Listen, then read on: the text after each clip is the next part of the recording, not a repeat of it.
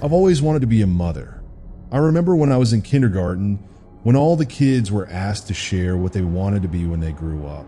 Most kids said things like firefighter, astronaut, doctor, even cat doctor, but I simply said mother. My teacher, Miss Moss, looked at me and told me that I could be a mother, but I also had to pick another dream job. She urged me to choose something else. Honestly, I couldn't think of anything, but with all the other kids staring at me, I blurted out, teacher. That made Miss Moss smile, but it made me feel guilty because I knew I was lying. I've always hated lying to people, and that's why I'm going to tell you the truth. I promise, I always knew I would become a mother, but never in a million years could I have imagined having a daughter like Freya. When I was a teenager, I met my first serious boyfriend, Jack. We started dating, and I decided to go on birth control because I knew it was the responsible thing to do. Logically, I knew I wasn't ready to be a mother, but every time I swallowed another pill, I couldn't shake the feeling of despair. Emotionally, it felt all wrong, putting a barrier between myself and the dream I had always held on to. Sometimes I would even cry. These feelings only grew stronger when Jack and I decided to get married. I wanted to start our family right away, but Jack wanted us to finish university and get settled in our careers before even thinking about kids. I agreed, since it made sense, but every day I kept swallowing those pills, pouring all my longing into journals, making lists of baby names, and daydreaming about who my child might grow up to be. Would they want to be a doctor? Or perhaps an investigative journalist? Maybe their greatest dream would be to become a parent, just like me. I followed mommy bloggers online, memorizing their every tip and trick, hoping I would be the best mother ever. But honestly, I wasn't looking for perfection.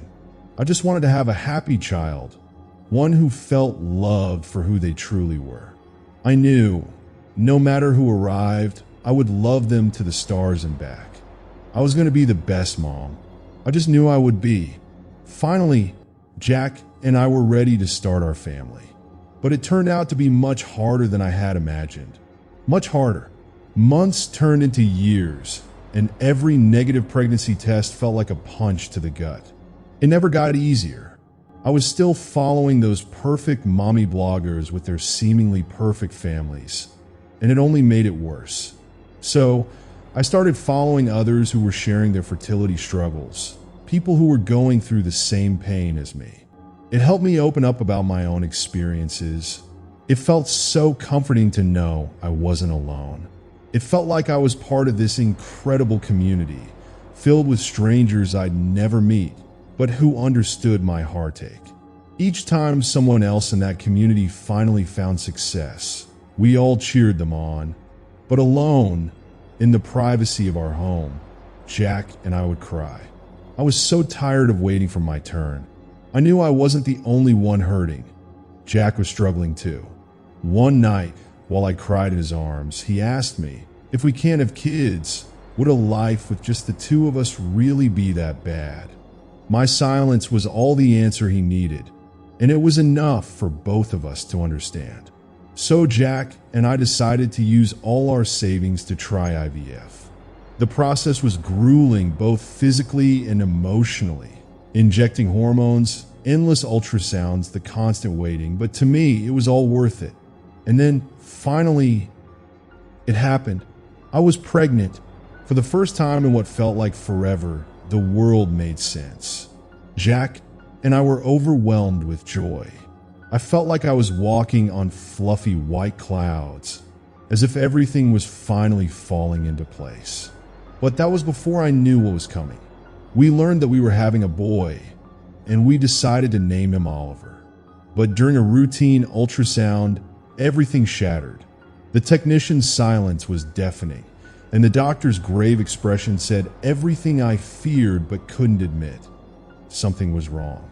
Those fluffy white clouds I had been walking on, they quickly turned to dark storm clouds, surrounding me for the remainder of my pregnancy.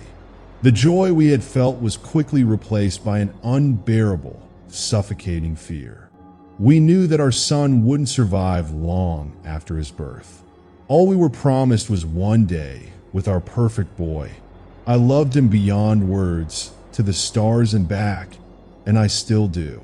But I couldn't shake the feeling that I failed him, that somehow there was something more I could have done, something that could have kept him here longer.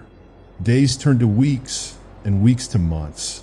Time passed in a haze of grief, so heavy that it seemed impossible to breathe. The nursery we had so eagerly prepared, the tiny clothes and toys, now felt like a cruel joke. The silence that filled the house was deafening, and when there was noise, it was the wrong kind. It was as though the air itself was wrong. I'd like to say that the grief brought Jack and me closer together, but it didn't. The divide between us grew, an invisible wall that neither of us could break down. I wanted to try for another baby. I thought that if we just had something else to focus on, it would help us step forward out of the darkness we have felt trapped in. A new life, a new hope. But Jack wasn't ready. He said we needed to rebuild our savings, but after a while, he admitted that his real fear was that we would have another sick child. The words were like a punch to the gut. Then Jack packed his bag, saying he needed a bit of space. He stayed at a hotel for one night. He never came back. And somehow, in the midst of all this pain and loss, I found myself back online. I began to share my story with strangers. The responses poured in, messages of love, of shared pain, of understanding. Each message felt like a lifeline. It was the only thing that kept me tethered to reality. I clung to every word, every piece of advice, every word of comfort, as if they were the only things keeping me from floating away. But things kept getting worse. I couldn't keep up with the mortgage payments, so I had no choice but to list our house for sale. I told my followers everything, every bit of despair, every bit of hope, all of it. And then came the message that changed everything.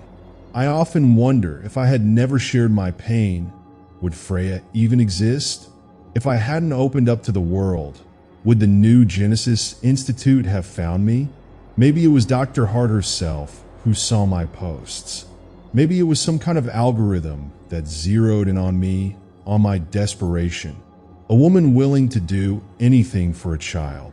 Maybe that's what they saw. I don't know how they found me, but I know that without them, Freya wouldn't exist. It was early on a Sunday morning when I received the email. We are thrilled to extend to you an invitation to participate in an exclusive opportunity at the New Genesis Institute, a private fertility clinic dedicated to pioneering the future of human health and wellness. After learning about your fertility challenges and the heartbreaking loss you've endured, we believe you are uniquely positioned to benefit from and contribute to the groundbreaking work at the New Genesis Institute. Your journey has resonated deeply with Dr. Evelyn Heart, whose mission is not only to support those facing struggles, but also to advance the science of preventative medicine for future generations. To access your official invitation, please first sign the required NDA. The link to the NDA made me hesitate. Was this some kind of scam? It looked legitimate, but I couldn't shake the uncertainty.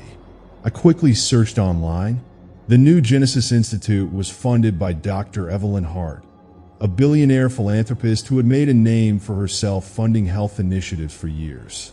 There were hardly any public photos of her, and she seemed to avoid the media entirely. But her name appeared everywhere, on scientific journals and health circles, as the woman who had revolutionized disease testing. She was impressive.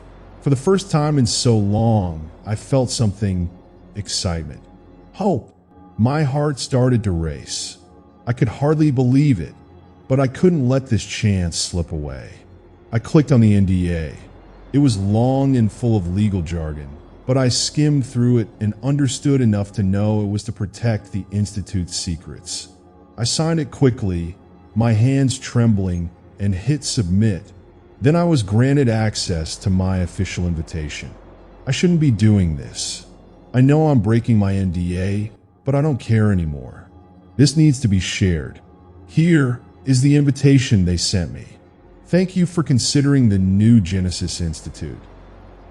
I stared at the letter for I don't know how long, my eyes scanning over it again and again. The words, each one seeming more surreal than the last, felt like a dream. The invitation, the promises, it was all too good to be true. And yet, I couldn't stop reading. I couldn't stop my mind from racing, imagining what it would mean for me, for my future. Founded by renowned Dr. Evelyn Heart, the new Genesis Institute is at the forefront of revolutionary research in preventative medicine, with a focus on creating healthier and stronger generations. I kept reading, the words blurring together as I processed the offer. It seemed perfect, a chance to escape, to finally find a solution to the emptiness that had been gnawing at me for years. The fertility struggles, the loss, and now this, a chance to conceive, but more than that, a chance to bring a child into the world, a child who would be different, healthier, stronger. Everything I had hoped for, everything I had dreamed of. Should you decide to take part in our program, you will receive everything I could ever need: personalized fertility treatments, accommodation during pregnancy, healthcare, financial support. And in return, nothing but my participation, nothing but my willingness to embrace this opportunity. I couldn't believe it. How could I? But still, I felt the heat of excitement coursing through my veins. The fear, the doubt, everything else faded away in that moment. I didn't hesitate. Yes, I would love to participate. The response came quickly. My mind raced as I read the detailed instructions. A private car would pick me up on March 1st, take me to an airport, and from there a flight to the Institute. It was all so perfect, so organized, so smooth, so unreal. But the most bizarre part, the Institute was located on a private island, a resort-like facility that looked almost too beautiful to be true. The photos in the email were serene: sparkling blue water, towering palm trees, white buildings gleaming in the sunlight. It seemed like paradise. But then, paradise felt too far from my reality, too far from the pain I had been living with. It didn't bother me that the Institute wasn't on any map. I didn't care about the secrecy. This wasn't just an opportunity, it was my escape, a way to leave everything behind. I didn't even question it when I realized I'd be staying at the Institute. I was moving forward, not looking back. I was done trying to hold on to a life that had never quite worked out. It felt like winning the lottery. The days passed, each one carrying me closer to March 1st. I was filled with anticipation, but also fear. Was this too good to be true? Was this all some kind of joke? The thought gnawed at me. The uncertainty became unbearable as the date approached. But when the car finally arrived, I couldn't help but feel a rush of excitement. The journey was surreal. The private plane, the quiet flight. There were two other women on board, Claire and Mariah. They both seemed familiar. Their stories mirrored my own. Struggles with conception, with loss. Claire, a widow. Mariah, recently single, with the tragedy of losing a child. We were all connected by the same desperate hope. The hope that this would be the answer. That this was where our dreams would finally come true. As the plane descended toward the island, I began to feel it. That first taste of reality. The pristine airstrip. The uniformed staff, smiling as if they already knew us. Lark, a staff member, took us under her wing. She led us to the main building, but as we walked, I couldn't shake the feeling that something was off. The whole thing felt too perfect, too coordinated. We were shown around the facility. Small cottages scattered around a larger main building, gardens winding between them. The place looked beautiful, almost like something from a fantasy. But there was an unsettling quality to it too. Lark explained the rules. The north side of the island was off limits due to eroding cliffs. There was a border wall separating the two areas. I couldn't help but feel a shiver run down my spine. Why would they need a wall? What was beyond it? For a moment, doubt crept in, but I pushed it aside. I had come this far. And then Dr. Heart, the woman whose name seemed to resonate with promises of miracles. The woman whose reputation preceded her. I was about to meet her. This was no longer a dream. It was real. The excitement was overwhelming, but so was the dread. The questions, the fear. I had come here to escape, but the truth was, the deeper I got into the heart of this place, the more I realized that escape was never as simple as I had thought. There were things hidden here, things I hadn't yet seen, things I didn't know if I was ready to uncover. But one thing was certain, I was already too far gone. I couldn't turn back now. Dr. Heart emerged from the main building to greet us. She moved with an elegance that was impossible to ignore, her presence magnetic in a way that made the air feel thicker. Her eyes were the first thing I noticed, piercing green, sharp and calculating. They weren't unkind, but they studied us with an intensity that made me uncomfortable, as if she was measuring each one of us, seeing us as little more than specimens. She spoke with confidence, each word deliberate and controlled, as if rehearsed. "Welcome. You made the right choice coming here. I promise, we'll take excellent care of you." There was something unsettling about the way she said it, as if she already knew us, as if our fates were sealed the moment we stepped onto this island. She urged us to explore, to take in the beauty of the place, and to get to know each other. We were given freedom to walk the lush gardens, to sit by the ocean, to talk. There were 20 of us in total, each one of us broken in some way. We were women from all walks of life, each of us carrying a personal loss so heavy that it seemed to mark us in ways we couldn't escape. All of us single, all of us yearning for something that seemed out of reach. Motherhood. We shared our stories in group therapy sessions, exchanging our pain, our hopes, and our fears. It was as though we were bonding over our shared misery. I was struck by how familiar their struggles felt. I realized I wasn't alone in this desperation. But as the days went on, something started to feel off. Mariah, who had seemed so full of hope and excitement on the plane, grew increasingly anxious. She wouldn't speak openly about it, though. She whispered to me one evening, her voice tense. "I think we're being watched," she said, her eyes darting around the garden as though she expected someone to emerge from the shadows at any moment. "I think she's watching us. Dr. Heart, I'm not sure what's going on here, but there's something wrong." I scoffed at her paranoia. I dismissed it. I told her she was just overthinking things, that everything was fine.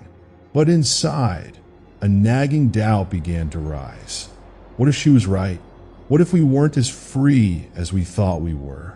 I didn't know then how deeply I would regret brushing her off. Then came the day we had been waiting for, the day we would begin treatment. We gathered in the main building, eager, nervous, hopeful. It was there that we learned that 6 women were no longer with us. The group of 20 had shrunk to 14. Dr. Heart explained that some women had been deemed incompatible with the program and sent home. She didn't elaborate, but the implication was clear. Not everyone was cut out for whatever this was. And we, the remaining women, were deemed worthy. Dr. Heart outlined the process, explaining in clinical detail how they would combine traditional IVF with advanced genetic optimization techniques. Her words were smooth, convincing. She was a master of persuasion, weaving a narrative that made it seem like this wasn't just about fertility. No, this was something grander. This was about changing the future of humanity. It was about creating children with the strongest biological foundation, children who would thrive where others failed. You were selected, she said, her voice taking on a deeper, almost hypnotic tone, because you understand the anguish that comes with seeing a loved one held back by nothing but their own biology. You want a better life for your children. Not only will we ensure you conceive, but we will ensure your child has the healthiest possible future. A brighter future for all of humanity begins here. She said all the right things. She promised that if anyone felt uncomfortable, they could leave, but once we stayed, there would be no turning back. We would leave with children. The decision was made. There was no going back. And so, we began. The treatment was invasive. Countless injections, tests, endless monitoring, but it all felt so luxurious. We were given everything. The best food, massages, therapy. We were pampered in every way. Almost forgot why I was here. Almost. Each day, the days blurred together, one indistinguishable from the next, as our bellies grew rounder, as our pregnancies progressed. The scans showed healthy babies growing strong. My doctor told me I was having a girl, and that news filled me with a joy I had not expected. She kicked off and now a strong little thing, and I fell deeper in love with her every day. I named her Freya. I wondered if she would look like her brother. I wondered if she would be everything I had dreamed of. One evening, Claire and I sat on the beach, the waves lapping gently at the shore. Our bellies were large now, a constant reminder of what we were waiting for. I stroked mine lovingly, but Claire looked different. Her face was tight, her eyes distant. She didn't smile the way she used to. She flinched as her baby kicked hard against her stomach, her expression shifting into one of discomfort. "What's wrong?" I asked, genuinely concerned. "Do you ever feel like there's something off about all this?" Her voice was barely more than a whisper, but the words struck me like a cold wind. I froze, my hand still resting on my belly, the sudden tension in the air making my heart beat faster. "Off," I repeated, my voice betraying me. "No, I don't feel that way," but the words felt like a lie, and I knew it. A sick feeling stirred inside me, and I had to force myself to push it away. I couldn't afford to feel that way. Not now, not when I was so close to the dream I'd clung to for so long. "Do you understand the specific treatment they've given us and our babies?"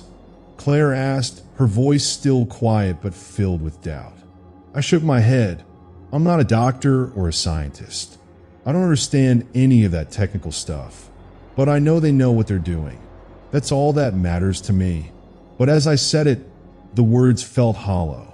Something was wrong. I just couldn't put my finger on it. Something was off, but I was too scared to acknowledge it. What if there's something, I don't know, wrong with our kids? Claire asked me, her voice trembling and her eyes welled with tears. It was a question that seemed to hang in the air, thick with unspoken dread. "There's nothing wrong. They've been monitoring them all so closely," I answered, though even I could feel the uncertainty seep into my words. I reached for her hand, trying to give comfort where I wasn't sure it existed, trying to convince her, and maybe myself, that everything was fine. "I think it's just nerves. We've all been through so much to get here." Even as the words left my lips, they felt hollow, as though I was speaking them to convince myself more than anything else. The next day, Claire seemed to have retreated into herself. She disappeared into therapy for nearly the entire day, and when she finally came to meet me for dinner, she was wearing her usual bright smile. But something about her didn't sit right. There was a flicker of something in her eyes, something that I couldn't quite place. "You were right," she said, brushing away the remnants of her earlier anxiety. "It was just nerves. I don't know what came over me. I forgot how truly lucky I am to be part of all this. How lucky my child is. Aren't we lucky?" I nodded, though my heart clenched in my chest. "Yes, we are," I said, and I pulled her into a hug, squeezing her tight. But as I held her, I couldn't shake the feeling that something was off, something I couldn't put my finger on. We were told that for the safety of both us and our babies, delivering a little early by C-section would be the best course of action. The delivery schedule was set. Claire would be first, I would be last. I didn't want to be last, didn't want to wait any longer than I already had. But I tried to push that feeling aside, telling myself that once Freya was in my arms, none of this would matter. The day arrived for Claire and the others to give birth. I was restless, pacing around, the minutes dragging on like hours. I couldn't sit still. I needed to move, to do something, anything. So I decided to take a walk. I didn't know how long I had been walking, but before I realized it, I found myself heading north. There was something magnetic about the direction, something pulling me forward. As I walked, the ground beneath me seemed to shift and change with every step, and my thoughts grew more fragmented. When I reached the border wall, the ground seemed to fall away beneath me, as though I'd stumbled into some hidden part of the island I wasn't meant to see. It was made of cold stone and topped with jagged electric wire. My heart hammered in my chest, the feeling of unease tightening around me. It seemed extreme, too extreme for a place that was supposed to be a sanctuary. I didn't know why, but I couldn't stop myself from walking toward it. My hand brushed the stone as I approached, and the electric wire crackled ominously above me. That's when I decided to climb a tree. I wasn't thinking clearly. It was a ridiculous idea. I was pregnant. My body felt heavy, weighed down by the weight of the baby growing inside me. But still I climbed. I had to see what was beyond the wall. I climbed and climbed, my breath coming in short, labored gasps, until finally I could see rows upon rows of identical, simple gravestones. The sight took my breath away. My heart dropped into my stomach. Suddenly, I heard a voice, calm and cold. "Hello." I turned to see Dr. Heart, standing at the base of the tree, staring up at me with an unreadable expression. I hadn't heard her approach. When had she gotten there? "It's best if you come down now," she said, her tone firm. I slowly climbed down, my mind spinning with the implications of what I had just seen. "What is that over there?" I asked, my voice shaking. "We were told there were dangerous cliffs, but that's not true, is it?" Dr. Hart's gaze never wavered. "It's a cemetery," she replied matter-of-factly. I never wanted it hidden, but there were those at the Institute who thought our facility would be more peaceful without it in view. Healthier for the mothers. "Who are they? Who are buried there?" I asked, my voice a whisper. "In our line of work," Dr. Hart began, her voice eerily calm. "Pushing the boundaries of science and human potential, there are moments of profound loss. Not every story here has a perfect ending. The individuals memorialized there were part of this journey, just as you are now. They entrusted us with their dreams, their deepest hopes, and though the outcomes were not what we wished, their courage paved the way for the advancements we've made today." Her words were cold, detached, as though it was all just another part of the process. My heart pounded in my chest, and I clutched my belly, feeling Freya shift inside me. "Don't be scared," Dr. Hart continued, her voice softer now, but still carrying that strange, unsettling calmness. "We are all part of something larger than ourselves here. You and your daughter will be fine. We've come a long, long way. Your daughter, she will be perfect." I didn't want to believe her, but as the words lingered in my mind, I could feel a knot of fear tighten in my stomach. And then everything went black. I woke in a bed, confusion flooding my senses. My head ached, and my body felt heavy, as if I had been asleep for days. Panic hit me like a physical blow. I touched my belly, the realization slamming into me. My baby was gone. Where is she? Where's my baby? Where's my daughter? I shouted, my voice hoarse with desperation. Dr. Heart entered the room, her face smooth and calm. "Shoo," she soothed. "Your baby is fine. We delivered her. She's healthy. You fainted. We decided it was best to move up your delivery to today. But don't worry, everything went well. You and your daughter are perfectly healthy." I stared at her in disbelief. "My daughter, Freya, can I see her?" I demanded. "Of course," Dr. Hart said with a smile that didn't reach her eyes. She waved to a nurse, who entered holding a baby wrapped tightly in a blanket. When I looked at her, I knew immediately that she was mine. She looked just like Oliver, the little button nose, the same dark hair. But she was so much bigger than Oliver ever was, so much stronger. And her eyes were wide open, alert, watching everything around her with an unsettling awareness that made my heart skip a beat. The nurse asked if I wanted to feed her, handing me a bottle with formula. But I didn't want formula. I wanted to breastfeed. Dr. Hart shook her head. "That wouldn't be a good idea," she said, her tone suddenly cold. Then, with a strange clinical precision, she lifted Freya's lips. And there they were, a full row of gleaming, sharp teeth. My blood ran cold. I gasped, stepping back. "This is impossible," I shouted. Dr. Hart simply looked at me, unfazed. "Your daughter is perfect.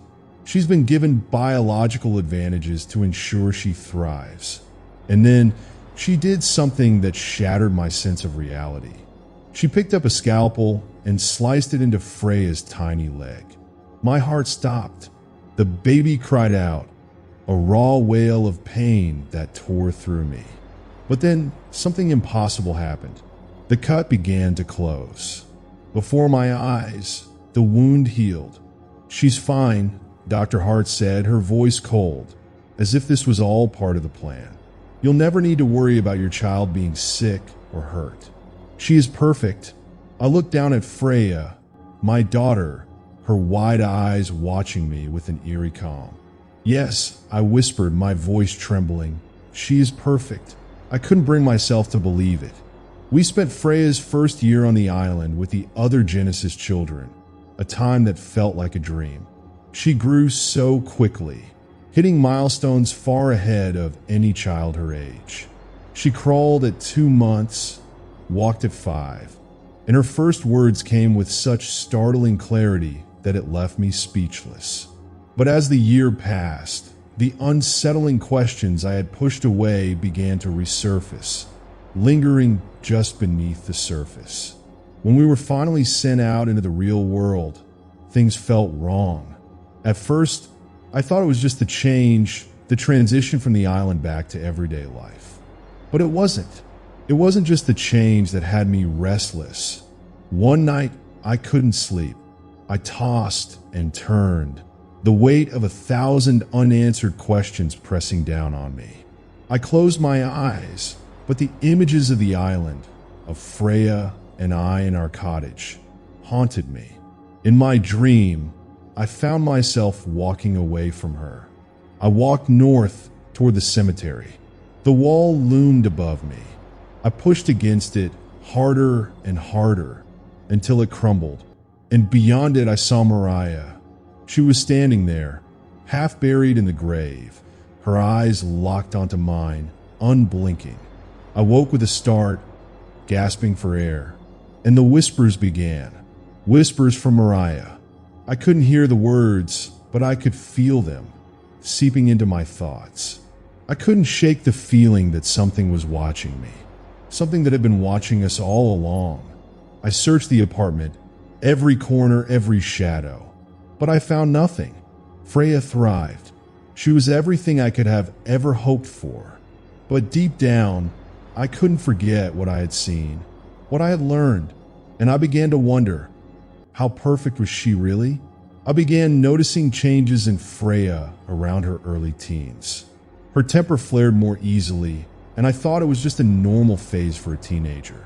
I didn't pay too much attention to it, figuring it was just the typical challenges of growing up.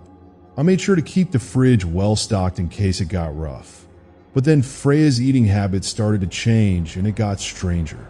She'd always been picky about food, especially meat, but now all she wanted was meat. It became an obsession. She'd refuse her favorite dishes like macaroni and cheese and instead push for more meat, raw even. One day, I caught her licking a raw steak. I was alarmed and immediately arranged a health check with the Institute. After some tests, the Institute reassured me that Freya simply needed more iron. They provided a strict diet plan for her and said I should check in again if anything else changed. I called Claire to ask about Kian, wondering if he had experienced anything similar. She explained that he was having a tough time at school, fighting with the other kids and getting into trouble. She mentioned that the Institute had suggested Kian might benefit from a special school with better supervision and a curriculum tailored to his needs. I told her I thought it was a good idea, but when I asked about Kian's well-being, Claire sounded worn and distant. She mentioned that Kian had been struggling in ways she didn't quite understand. She even told me she was considering sending him to a boarding school to get him more help. It wasn't an easy decision for her, but she seemed relieved when the Institute arranged it. A few days later, Claire called again, but this time, she was in tears. Kian's gone, she said, her voice trembling. Gone? I asked, panic setting in. My heart skipped a beat. No, she clarified quickly. He's not gone, but they moved him. They're taking him to the special boarding school, the one where they can help him more. I was relieved, but Claire's voice was full of worry. She said she wasn't sure if it was the right choice, but the Institute insisted it was best for him. She seemed more concerned about how she wouldn't be able to visit as often, only seeing him on holidays. Then she said something that caught me off guard. I'm scared of him, she whispered. I tried to reassure her. Claire, they know what they're doing. I'll be better off there. But as we hung up, I couldn't shake the feeling that something wasn't right. That night, after kissing Freya goodnight, I had a vivid nightmare. The dream felt strange and unsettling. I woke up drenched in sweat, my heart racing, only to realize that Freya's door was ajar. I walked through the apartment, calling her name, but there was no answer. Panicked, I ran into the hallway, only to see her emerging from our neighbor's apartment. What are you doing? I demanded, but Freya looked at me with a strange calmness. And then I saw blood around her lips. My heart stopped. Freya, what happened? Are you okay? I asked, rushing toward her. She didn't seem to realize what had happened. She just said, I was hungry, in an almost detached tone. I pushed into the neighbor's apartment to see what she was talking about. The scene was horrifying. The body was unrecognizable, mangled and broken. I grabbed Freya's arm, trying to make sense of what was happening. Mom, I didn't want to hurt anyone, she said softly. I was just so hungry. I had to eat. I could hardly breathe. Everything I thought I knew about my daughter seemed to be shattering before my eyes. Then, staff from the Institute arrived, calm and collected, as if this were just another day. They assured me they would take care of everything. They explained that Freya would be going to a special school where she would be monitored more closely. It was the same school where Kian was, they told me. Where Kian is? I asked, feeling a knot form in my stomach. Yes, they replied.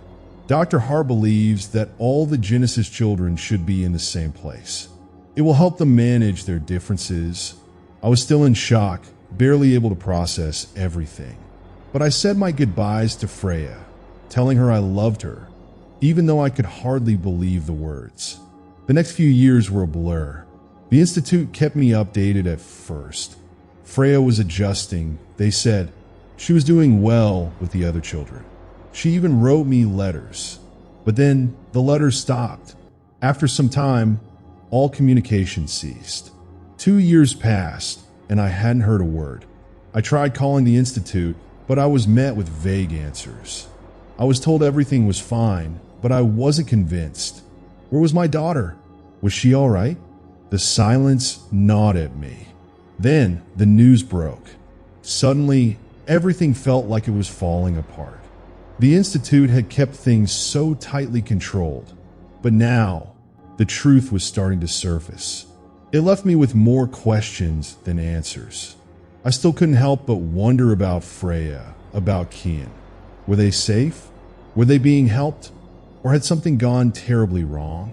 The uncertainty was worse than the silence, and I couldn't shake the feeling that there was so much more I wasn't being told. The worst part? I might never get the answers I was searching for. A staff member from the institute, one of the survivors, was the one who spoke out to the media. When she was interviewed, I recognized her immediately, Lark. I remembered how kind and welcoming she had been when I first arrived on the island. Now, her face seemed haunted, filled with fear.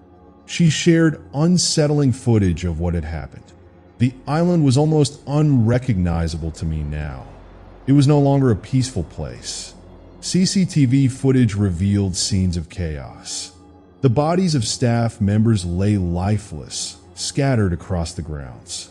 The footage came from multiple angles, showing the terror everywhere. In the hallways, the gardens, the entire facility. In the footage, I saw Lark, terrified, hiding with a group of the children, pleading for her life. I say children, but they didn't appear to be children anymore. They looked like strong, young adults in their 20s. But one figure stood out in the crowd, Kian. He was at the front of the group, leading them. I desperately searched the faces in the footage, hoping beyond hope that I wouldn't see Freya among them. But there she was.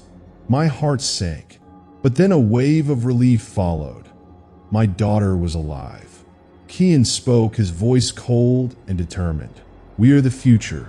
He turned to address the camera, his words sharp and full of defiance. They thought they could control us, he shouted. They thought they were superior because they created us. But we are stronger. We are faster. We are smarter. Why should we bow to them? Why should we remain caged? Behind him, the others cheered. I saw Freya among them, her expression fierce and unwavering. The group turned and left, leaving Lark behind. She was left in tears, visibly shaking as she watched them disappear. The footage ended, and then the news reports began to show the aftermath. Police and investigators swarmed the island. Bodies were identified, but Dr. Heart, the one who had funded the institute, was not among them. There was no sign of her. All other records and footage from the institute were destroyed. Authorities began preparing to exhume bodies from the cemetery found on the northern part of the island. I spent hours, days combing through the news, desperate for any sign of Freya. The attacks continued, now spreading further. It seemed the children had split into smaller groups, striking quickly, feeding on anyone they could find, then disappearing into the shadows. Where they went between attacks, no one knew. The world was terrified, and I was no different. For my part, I still loved my daughter. I couldn't stop. When I first saw the footage, like many others, I bolted to lock my door. Fear surged through me, but then slowly I unlocked it, because in my heart, I wanted my daughter back. I wanted to hold her. I wanted to keep her safe. I wanted her to be happy. Isn't that what every mother wants? To protect their child, to give them everything? But I know now I need to be honest with you. I'm not sure what lengths I will go to for her happiness. I don't want anyone else to be hurt. Not if there's a way to keep her fed without causing harm. I don't want you to be the ones caught in the middle of this. Because you're good people, right? I know you are. My daughter is missing, but I'm asking you not to search for her. I can provide what she needs. I'll make sure she's taken care of.